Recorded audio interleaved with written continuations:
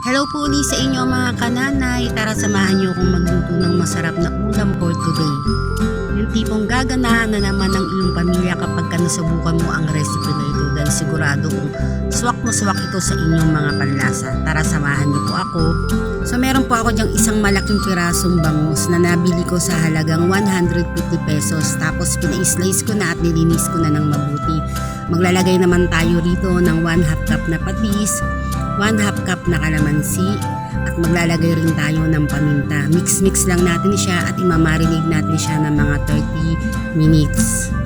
Napaka-easy at napakadali lang lutuin itong mga kananay dahil wala siyang masyadong rekado at dahil alam naman natin na napaka-mahal ng bilihin ngayon katulad ng mga gulay, karne at manok. So ayan, piprito lang po natin siya. After natin maprito ay set aside muna natin, tapos prito uli natin yung mga susunod na natira.